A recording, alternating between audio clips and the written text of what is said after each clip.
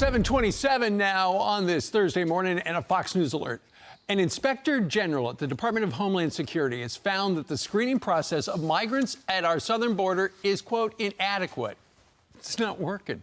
This, of course, just before we learned 8 suspected terrorists crossed our border illegally. Here with reactions, Senator Tom Cotton. Senator, good morning to you. Morning, Steve. You know, so the inspector general said essentially that the people down at our southern border, Border Patrol, does not have access to all the federal data to fully vet people. And so it sounds like the federal government is not sharing the information with the people on the front lines who need the information. Yeah, Steve, this report confirms what we've long known, that Joe Biden's border disaster is a terrible threat to the lives of the American people. It's not just that millions of migrants come here to take jobs from Americans, or they clog up our hospitals and our schools.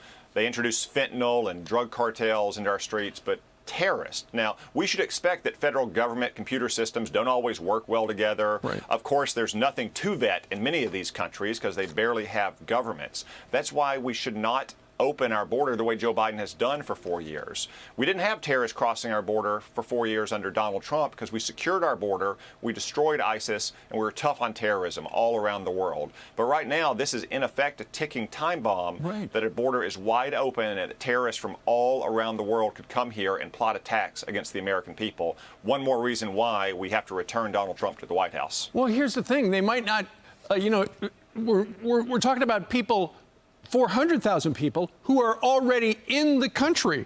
Apparently, the government has not conducted complete checks on asylum seekers who came here as early as 2017. They've been living here for, what's that? That's like 7 years.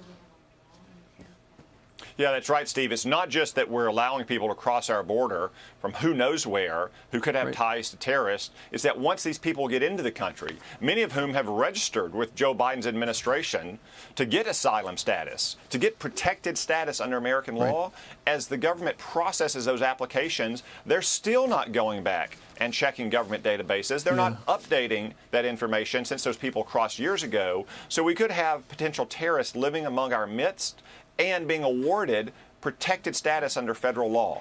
Joe Biden's wide open border and his immigration policy is a danger to the American people. Well, and while this is happening, Joe Biden is overseas. He's at the G7. He looks like he's a little out of gas. He doesn't really seem to know which direction he's supposed to go on the stage. There was some hesitancy. What do you make of what he is doing there today? We do know he's going to meet with Zelensky, and they're going to be talking about more stuff for them. Well, Steve, let's just call a spade a spade. I mean, we all saw Joe Biden arrive this morning in Italy. It's embarrassing, and it's harmful to America's interests. When world leaders see a president who is infirm and weak, shuffling around the stage, not knowing where he's supposed to go, as we saw at D-Day, trying to sit down in chairs that aren't even there and shuffling off the stage, they know that they can take advantage of America. And that's not just our adversaries, our allies as well. When Donald Trump was president, these G7 and G20 meetings and NATO meetings may not have been, like tea and crumpets, but that was because our friends knew that Donald Trump was serious and he meant business and he was going to put America's interests first, and he expected them to contribute to our common defense. Even our allies know that Joe Biden is a pushover and he prefers going along to getting along, even if it's not good for the American people. Real quick, 12:30 today, speaking of Donald Trump, you're going to sit down with him. He's coming to meet with lawmakers in the Capitol Hill area, Republicans in the House and the Senate as well, to plan what to do if he is reelected, right? Yeah, looking forward to sitting down with Donald Trump and senators at 12:30. He's meeting with congressmen earlier than that. We're going to talk first about what we can do to help each other to make sure we get Donald Trump elected this fall and that we deliver a Republican majority in the Congress for him. So second, we can deliver for the American people and begin to repair the damage of Joe Biden's presidency. That's extending and maybe even making better and stronger the great Trump tax cuts of 2017, securing our border, rebuilding our military, and restoring respect for America around the world. I'm looking forward to seeing President Trump. I know all the congressmen and senators are as well, too. It's at 12:30. I hope you're getting a free lunch. Just saying, because you're going to be working through the lunch hour. Maybe a Chick-fil-A sandwich or two there. There you go. All right. Senator, thank you very much.